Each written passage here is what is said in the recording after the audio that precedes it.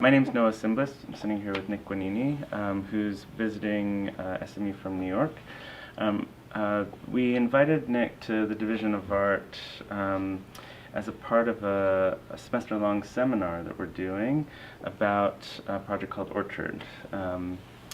This involved a couple things. A couple years ago we had two of its members, Ray Anastas and R.H. Quaitman, who came, and this year we're doing a whole graduate seminar, which included a week-long workshop with Ray Anastas, and now we have Nick Guagnini, who's here. He met with the students this morning for the seminar and is giving a lecture tonight. So just so we can have a kind of groundwork, so can you tell us a little bit about Orchard, what it was? Orchard was a cooperative gallery that opened in the Lower East Side of Manhattan in 2004 and was set to close and did close 3 years later, the duration of the lease in 2007. Its own death or the fact that it will end in 3 years was inscribed, was a decision made beforehand. It was a 3 years project when we started. At that time in the Lower East Side, there was only one gallery, which was Rena Spolling's. Orchard Street was not what it is now. So we have regrettably contributed to its immense gentrification. Those 3 years were the 3 years of the Bush presidency, the second term of W. And very much the origin of the project was a response to the entwined situation of the cultural discourse in America being in a kind of complete bubble created by the neocons and the contemporary art market being booming in Chelsea. It was a cooperative. It was defined as a cooperative and a gallery, and not as a non-for-profit, because for many reasons, but one of the reasons that mattered to me is that non-for-profit organizations need to create a mission statement which is submitted to the state, and the state deems that mission statement of public interest, and you're essentially using the money of the public. At the time I thought that if we were doing this in opposition to the state, how could we accept or define a mission statement that the state will approve of? Most clearly, our mission statement was being against the state, if anything, so I thought that would be diluted. Another thing was general dissatisfaction with what the market meant, not only the fact that there was another in the cycles of boom and boost and this and that, but to the early 2000s is, to me, the moment in which the major institutions realized that conceptual art can be and should be the tomb or the end of modernism, but it's necessarily the conclusion of modernism. And it also signals the incorporation of the idea of multiple modernities and internationalism, and especially in particular internationalism of art produced in the 1970s as part of an official institutional discourse. In short, the Museum of Modern Art and others following go out to Eastern Europe and the east coast of South America to buy neo-concrete art, Argentine media art, and the productions, the relevant productions of Eastern Europe at the time. But a process that continues until today and will continue for another long decade until all this cultural capital is transpassed from its original context into richer institutions or more powerful institutions. So it was important to me, and I think to everyone, to address the market in its own terms, to give Caesar the same coin it means, and to work with the gallery form itself. So what was sort of the previous relationships that various members had to the art market? Was everyone of equal success in terms of selling their work? None of the members had at the time any market success. In terms of cultural capital, Most definitely, I would say that Andrea Fraser and Christian Philip Miller were well-known artists. Christian in Europe, and I think the situation remains the same. He's not perceived within the American art world, he's not really known. But Andrea most certainly was, and is a significant artist, and she did have gallery representation. I mean, a lot of our founding members have worked with Conley Line and American Fine Arts, which as a gallery, I think granted you not to have a mark. But Andrea was showing at Petzel, for sure. This doesn't mean she didn't have any money. I think she was still working. I mean, she didn't have a teaching job. Nobody was making any money from art at the time. And what was the general attitude towards the market of a number of the members? Well, clearly we defined ourselves against the market, and we could say that there is a dialectic of desire towards the market. I am not sure that the question of the market itself encompasses the whole, or can encompass the whole agenda, precisely because we also closed when we started to become market successful. And the market model of the gallery was the transmission or the transfusion, no, we don't have that word in English. Transfuse, like when you get blood. Yeah. When you Blood transfusion. Blood transfusion. So, if say a gallery that represents liberal humanist ideology, Marian Goodman can line up Lawrence Winner and Dan Graham, and then can line up Andrei Sala and Gabriela Roscoe, and say, from this lineage comes this art as an act of branding. If we have, most of us, or all of us, a personal relationship with Dan, with Lawrence, and with both, and we feel that this operation of branding allows a number of galleries to essentially perform that sorcery of transforming cultural capital into financial capital. Why couldn't we do so to other ends? So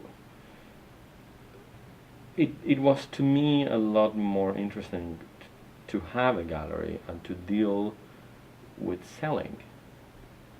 Not that we sold all that much, but to deal with the, and I guess to an extent John Kelsey, Edwina Spaulding, and Emil Sandblad, who are artists, or not artists rather, you know, what does it mean to sell your own artwork? What does it mean to sell the artwork of a friend?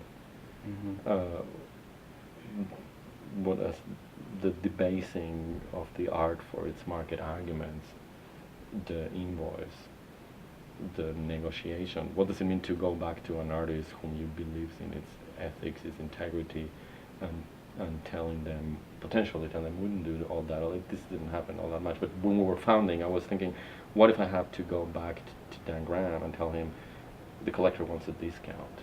How low are you ready to go? Or something of the sort. Right. You know, what will it mean to our subject position and to our understanding of that, to deal with that? So, but I don't think that looking at it essentially or only as opposition to the market.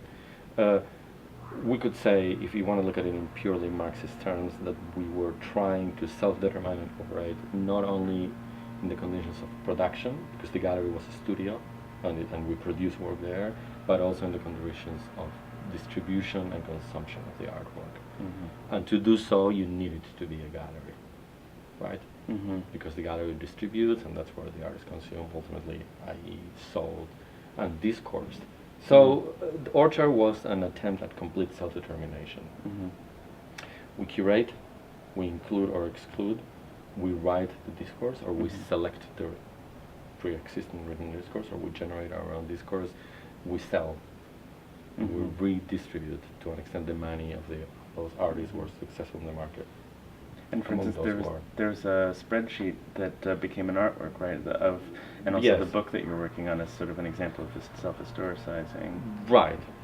And in terms of self-historicizing, it also became very apparent from the get-go that the project was the part of the very matter of the project itself was history, and that the project itself was going to it was going to be history. It was going to historicize. I don't know how comfortable or uncomfortable I am about this, but it became a fact after the third show. I would say we realized. But again, for instance, I said that the market is not the ultimate lens or the ultimate motivation, and one of the things had to do with communities or the intersection of communities. I don't know whether we created a community or addressed a community, but many communities intersected there that didn't have a specific place. Like what kinds of communities? For instance, many of our shows have built-in audience, like the September 11, 1973 show, which I curated, were New York artists, and the people, mostly artists or people who have to do with the South American diaspora, living in diaspora, such as South Americans that have been living in New York since the 60s, know Juan Downey. And that's a specific community and a specific realm, which mixed up with some other members of at large on the art world community, but then we held benefits for transgender people. That's a radically different community that does not have a place in the art world, and we had exhibitions of things that did not have an audience per se, such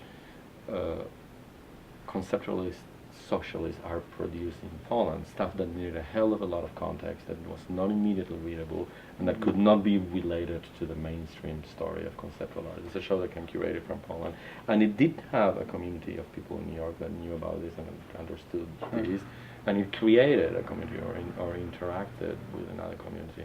I would say that the long courtship between and the long inter-exchange of positions between experimental film and the art world, in which a few selected artists, i.e. Paul Sharits and I think Ken Jacobs is next up in line, are historicized and discoursed at the October Grey Room level, and Access Gallery, or them on their estates, Access Gallery, or Anthony McCall, who's not a filmmaker, or he wouldn't like to be called a filmmaker, whom we shown Access Gallery representation, and some don't, but certainly that community, which overlaps at times with the art world, is not definitely the art world, and that's a very, very powerful community, absolutely embedded with the Lower East Side and downtown. Europeans, Europe, if we can define them as a community, or if they're trying very hard not to be, well, they're trying very hard not to be a community, but And were these various communities represented in some ways because of personal, professional connections of all yes, of the members? absolutely, and that the Benetton multi-culti agenda wasn't such as a quota plot, but it did represent a reality. No, we were not, and we are not all friends.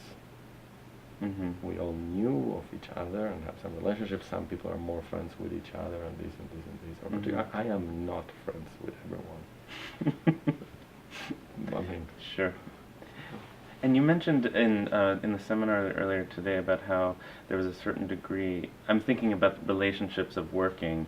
That there's a certain degree of free labor that played itself out with the project. Do you want to talk a little bit about that? well, the project entailed a monthly contribution of $150 and gallery seating. And there was a gallery director, who was Rebecca Quayman, who was there at all times, or almost at all times, but there were days in which every member had to commit a certain amount of time to gallery seating, and very brutally speaking, you had a right to curate a show and to do a second show with your work and some other stuff. That was the deal, the power unspoken deal. And the idea was that, not even the idea, the factual reality was that you were in charge of that curated show. you know, to pick up the phone and consign the work and get the work, and it was up to you to elicit a degree of solidarity among the other members to help you pick up that work, put it in the space, generate the discourse, do the text. Mm-hmm. And I mean, for my exhibition, there was an interview between Andrea Fraser and Hans Hake. Mm-hmm. So Andrea and Hans needed to get together with a tape recorder, and somebody needed to de-tape that and needed to tape. I did an interview with Louis Kamnitzer. We bore a word from the estate of Juan Downey, from Martha Rosler, from Hans. I mean, all this is an unbelievable amount of labor. Not some degree of free labor. All labor was free. And also we have 2 interns or gallery people, Carly Busta, who went on to be part of the editorial staff at Art Forum, and Luke Cohen, who's a co-editor of the book, who is pursuing his PhD at Columbia. We gave him the opportunity to curate one show. We had another intern for less time. She was less involved for less time, or I think she came in a little later. Rebecca Matalon, who was studying at Bard and came from REA and is pursuing a master's with REA in California. So those interns, like every intern, gives free labor in exchange for something, i.e. professional advancement or university credit. Most certainly our interns did get a career out of being with Orchard, and we felt we paid them in kind. But the labor was all free. Okay, there's a lot more to talk about, but I guess we can leave it at that. All right. Thank you.